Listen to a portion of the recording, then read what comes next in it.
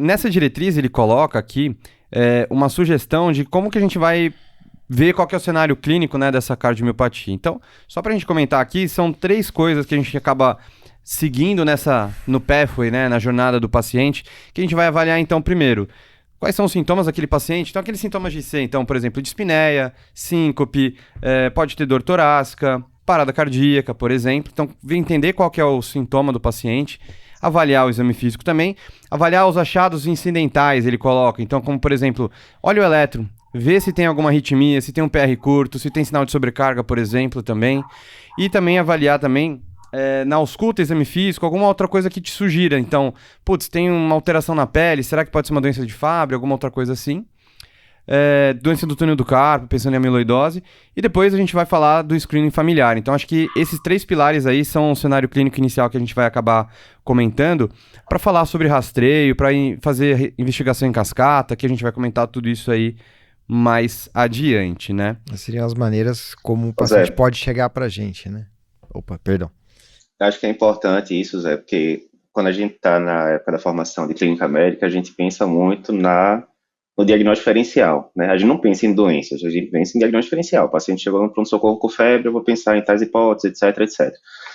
Em cardiologia, muitas vezes, a gente já recebe o paciente com diagnóstico. Olha, estou encaminhando aqui, o clínico está mandando para você um paciente com fração de ejeção de 30%, né? E aí você já entra meio que naquele protocolo de IC-FE, etc. IC-zona. Mas às vezes a gente tem que dar, às vezes a gente tem que dar o passo atrás de pensar, né? Quando é que eu vou pensar em miocardiopatias de forma geral, né? Mesma coisa, se a gente for fazer um cenário aqui para a sala de emergência, né? Pensei em infarto, pensei em miocardite, né? Porque se você não pensa na hipótese, você não vai dar o diagnóstico de miocardite, por exemplo, né? Perfeito. Então, eu acho que eles estão felizes na diretriz de colocar esses 3 cenários em que você pode pensar, né? Tanto dos sintomas que seriam mais comuns a gente pensar, quanto em relação a achados incidentais, pegou um eletro com uma baita sobrecarga de ventrículo esquerdo, paciente não hipertensa, etc. Então, acho que eles estão felizes nisso. E eu acho que a segunda coisa, só falando em relação ao ponto anterior, né, em relação a você descartar as causas mais básicas, tinha um chefe meu antigo aqui de Recife que falava, né?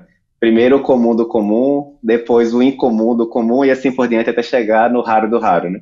Perfeito. Então, isso é importante porque a gente tem muito residente de clínica, residente de cardio vindo aqui, escutando, né, o podcast, e muitas vezes a pessoa pega lá um eco, paciente com parede de 14, né, certo? Parede posterior no eco.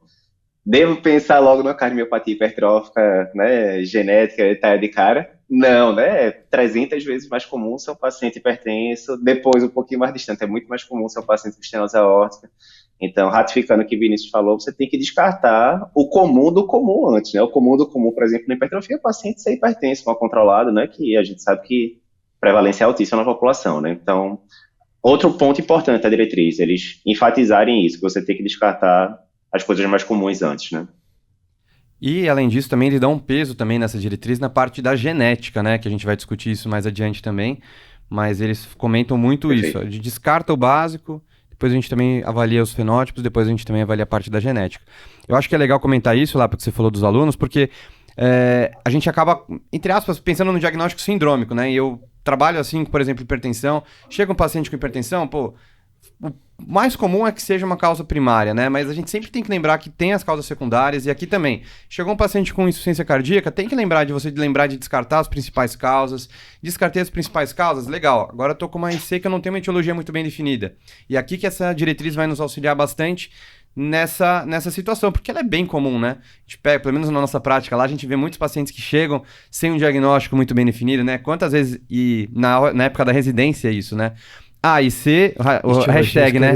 AE, né? A/E, A esclarecer, né? E fica nisso, Chagas é negativo, não é hipertenso, não é isquêmico, CAT sem lesões, ressonância não tem um realce. E aí para por aí, né? E acaba por aí, né? E isso aí, a diretriz é muito feliz, né? De nos auxiliar, nos guiar aí nessa investigação. Isso mudou bastante agora, né? A gente tá indo muito a fundo na etiologia.